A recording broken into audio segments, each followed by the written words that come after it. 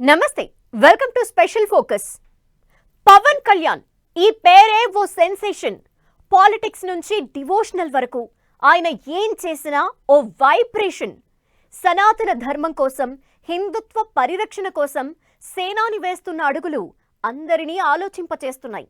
తన వ్యక్తిగత ఎదుగుదల కోసమే కాదు, కోట్లాది మంది భక్తుల ఆపదలను తీర్చే తిరుమల శ్రీవారి లడ్డు అపవిత్రం అయిందంటూ దీక్షకు దిగారు పవన్ కళ్యాణ్. వారాహి దీక్ష తర్వాత చాతుర్మాస దీక్ష, ఇప్పుడు క్షమించు వెంకన్న అంటూ నియమనిష్టలతో దీక్షకు పూనారు.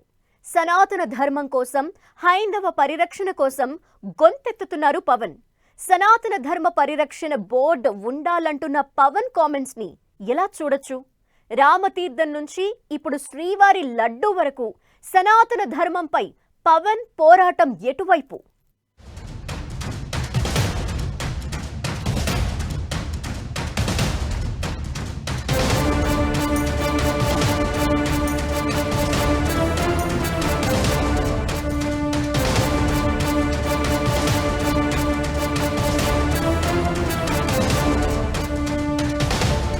పదకొండు రోజుల ప్రాయశ్చిత్త దీక్షలో పవన్ కళ్యాణ్. హిందువుల మనోభావాలపై గొంతెత్తుతున్న సేనాని. సనాతన ధర్మ పరిరక్షణ బోర్డు ఉండాలని కామెంట్. జనసేనాని, జనం మెచ్చిన సేనాని అయ్యారు. పార్టీ పెట్టి 10 ఏళ్లు పోరాడి ఏపీలో ఎన్డీఏ ప్రభుత్వ ఏర్పాటులో కీ రోల్ ప్లే చేశారు. డిప్యూటీ సీఎంగా ఓ పక్క ఏపీలో తన పాలనను సమర్థవంతంగా సాగిస్తూ ప్రజల మధ్యకెళ్లి వారి కష్టసుఖాలు తెలుసుకుంటూ మరోవైపు దీక్షలు, పూజల్లో బిజీగా ఉంటున్నారు. తిరుమల శ్రీవారి లడ్డు విషయంలో సీరియస్ గా రియాక్ట్ అవుతున్నారు పవన్ కళ్యాణ్. రాజకీయ నేతల చేతుల్లో ఆలయ వ్యవస్థను పెట్టి ధర్మ పరిరక్షణ అంటే కుదరదని, సనాతన ధర్మ పరిరక్షణ కోసం బోర్డు ఉండాలంటున్నారు పవన్. నిజానికి సనాతన ధర్మంపై ఎంతో మంది గొంతెత్తుతున్నారు. కానీ పవన్ కళ్యాణ్ డిమాండ్ చేసినట్లుగా ఎవరూ సనాతన ధర్మ పరిరక్షణ బోర్డు ఉండాలన్న డిమాండ్ను తెర మీదకు తేలేదు. పవన్ కళ్యాణ్ స్టేట్మెంట్ తో సనాతన ధర్మ పరిరక్షణ బోర్డుపై ఆసక్తికర చర్చ జరుగుతోంది. Sanatana Dharma Parirakshana Board is essential.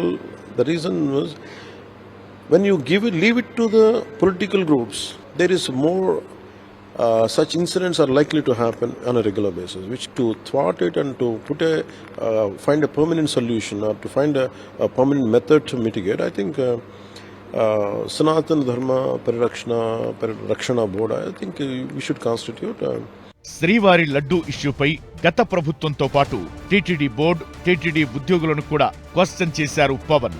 Laddu అపవిత్రంపై తాము రాజకీయం చేయదలుచుకోలేదని, హిందుత్వ పరిరక్షణ, సనాతన ధర్మం కాపాడాలన్నదే తమ లక్ష్యం, ఉద్దేశమని చెబుతున్నారు.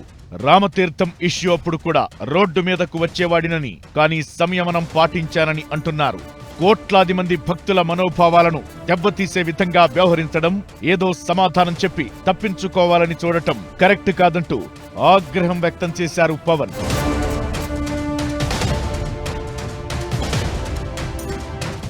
రామతీర్థం గొడవప్పుడు 219 గుడుల్ని మీరు అపవిత్రం చేసినప్పుడు మీ పాలనలో ఒక సగటు హిందువుగా నేను గొంతెత్తి పోరాటం చేయాలి అంటే రోడ్ల మీదకి ఆ రోజే వచ్చేవాడిని గుర్తుపెట్టుకోండి. ఆ రోజు కూడా రామతీర్థం రాముల వారి విగ్రహాన్ని మీరు నరికేసి అర్చకులు చేతిలో పట్టుకున్నప్పుడు చాలా బాధ ఉంది.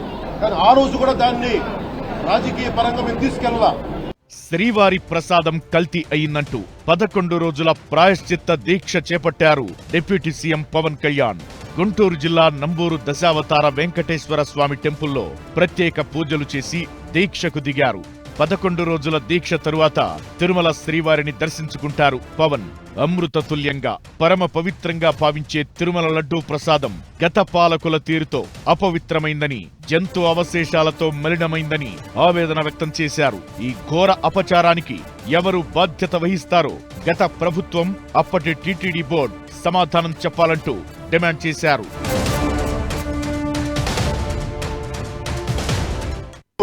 ₹1000 కొన్నదాన్ని వీళ్ళు 360 రూపాయలకే వస్తుందని చెప్పి ఎవరో మిడిల్ మ్యాన్ వచ్చి చెప్పారు. ఆ మిడిల్ మ్యాన్ ఎవరు?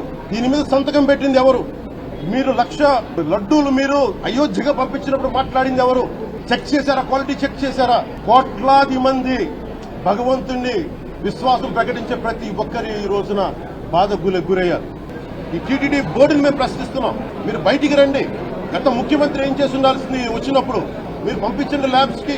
మీకు ఎవరైతే తప్పులు చేశారో వారి మీద మీరు చర్యలు తీసుకోండి చెప్పాలి, కానీ తప్పులు చేసిన వాళ్ళని వెనకేసుకొచ్చే విధానం ఏంటో నాకు అర్థం కావట్లేదు. గత ప్రభుత్వంలో ఆలయాలను అపవిత్రం చేశారని మండిపడ్డారు పవన్ కళ్యాణ్. 2019 నుంచి సంస్కరణల పేరుతో తిరుమలలో వైసీపీ ప్రభుత్వం చాలా మార్పులు చేసిందన్నారు. స్వామివారి పూజా విధానాలను కూడా మార్చేశారని ఆగ్రహం వ్యక్తం చేశారు. తిరుమల లడ్డూను అపవిత్రం చేస్తే ఏం మాట్లాడకుండా ఉండాలా అని పవన్ ప్రశ్నించారు. తప్పులు చేసేవారిని జగన్ ఎలా సమర్థిస్తారని నిలదీశారు. దోషులకు శిక్ష పడాల్సిందేనని పవన్ డిమాండ్ చేశారు. ఇక ఏ ధర్మం మీదైనా సరే ఇలాంటి అపవిత్రం ఒక చర్చి మీద జరిగినా, ఒక మస్జిద్ మీద జరిగినా దేశం అల్లకల్లోలం చేసేస్తారు. ప్రపంచం అంతా మాట్లాడతారు, గ్లోబల్ న్యూస్ అయిపోద్ది. కానీ దేశంలో కోట్లాది మంది హిందువులు అపవిత్రమైతే, ఈ ప్రసాదం అపవిత్రమైతే ఒక్కరు కూడా మాట్లాడకూడదు. ఇది సెక్యులర్ వ్యవస్థకు విఘాతం. అంటే హిందువులకి మనోభావాలు ఉండవా? ఇది ఒక్కరు నిందించట్లా? అసలు మీరు ప్రస్తావన చేయకూడదు, ఇది తప్పు, ఇది మాట్లాడకూడదు అంటే ఎట్లా? నేను అన్ని మతాల్ని సమానంగా గౌరవించేవాడిని, ఇస్లాంని గౌరవించేవాడిని, క్రిస్టియానిటీని గౌరవించేవాళ్ళం. మేమందరం సనాతన ధర్మం అని మొత్తుకుంటున్నాం. దేనికి సనాతన ధర్మం అంటే? సనాతన ధర్మానికి ఒకరు ప్రారంభించింది కాదు. ఇది ఒక వ్యక్తో ఒక కూర్చోబెట్టి ఒకరు స్టార్ట్ చేసింది కాదు. కొన్ని వేలాది సంవత్సరాలుగా అన్ని మతాలని, అన్ని విశ్వాసాలని అలింగనం చేసుకున్న నేల ఇది. అన్ని మతాలను గౌరవిస్తానంటూనే హిందుత్వంపై దాడి జరిగితే మాత్రం ఊరుకునేది లేదని వార్నింగ్ ఇస్తున్నారు పవన్. దాడులు అపవిత్రం చేసుకుంటూ పోతే ఏం మాట్లాడొద్దంటే ఎలా అంటూ ప్రశ్నిస్తున్నారు. వేరే మతాలపై ఇలా దాడి జరిగితే ఊరుకుంటారా అని క్వశ్చన్ చేస్తున్నారు పవన్. హిందువులకు మనోభావాలు ఉండవా అంటూ గళమెత్తుతున్నారు పవన్. ఇదే ఇతర మతాలకు అన్వయిస్తారా అంటూ ప్రశ్నిస్తున్నారు. సనాతన ధర్మం ఒకరు ప్రారంభించింది కాదన్న పవన్ అన్ని మతాల విశ్వాసాలను దగ్గరకు తీసుకున్న ఈ నేలపై హిందూ దేవుళ్ల దగ్గర అపచారం జరగడం చాలా దారుణమని ఆవేదన వ్యక్తం చేశారు. అతని భావజాలం సంథింగ్ డిఫరెంట్. కమ్యూనిస్ట్ ఆదర్శాలు ఆయనని ప్రభావితం చేశాయి. అలాని ఆయన కామ్రేడ్ కాదు. హిందుత్వ సిద్ధాంతం అంటే అతనికిష్టం. అలా అని పవన్ కళ్యాణ్ బీజేపీ లీడర్ కాదు. అన్ని మతాలను గౌరవిస్తారు. తను నమ్మిన మతాన్ని ఫాలో అవుతారు. మాలలు, దీక్షలు వేస్తూ దైవారాధనలో బిజీగా గడుపుతారు పవన్. ఇప్పుడు తిరుమల వెంకన్న ప్రసాదం అపవిత్రంపై గళమెత్తుతున్నారు. హిందూ దేవుళ్లపై దాడులు జరిగినా, హిందువులకు ఏ సమస్య వచ్చినా అందరికంటే ముందు పవన్ కళ్యాణే రియాక్ట్ అవుతున్నారు. జనసేనాని హైందవ సేనానిగా నిలుస్తున్నారా? భవిష్యత్తులో హిందువుల తరపున తన గళం మరింత గట్టిగా వినిపించబోతున్నారా? అజ్ఞాతవాసి అడుగులు ఎటువైపు?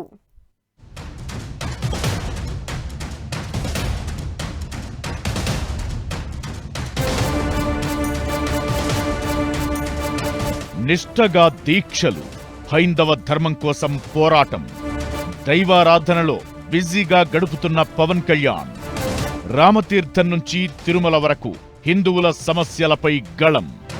జనం గొంతై భగభగమండే భగత్ సింగ్ గా నిలిచారు పవన్ కళ్యాణ్. పదవి ఉన్నా లేకున్నా తానెప్పుడు ప్రజల పక్షమేనని నిరూపిస్తున్నారు. హిందువుల సమస్యలపై స్పందిస్తూ హైందవ సేనానిగా నిలుస్తున్నారు. క్రిస్టియన్, ముస్లిం మతం ఏదైనా సరే అందరినీ గౌరవిస్తానంటూనే హిందుత్వంపై దాడి జరిగితే మాత్రం సహించేది లేదని చెబుతున్నారు. మాటల్లోనే కాదు, ఇప్పుడు క్షమించు వెంకన్న అంటూ దీక్ష చేస్తున్నారు. అంతేకాదు, సనాతన ధర్మ పరిరక్షణ బోర్డు రావాలంటున్నారు. రాజకీయ నేతగానే కాదు, ధర్మ పరిరక్షణ కోసం పోరాడుతున్న నేతగా గుర్తింపు పొందుతున్నారు.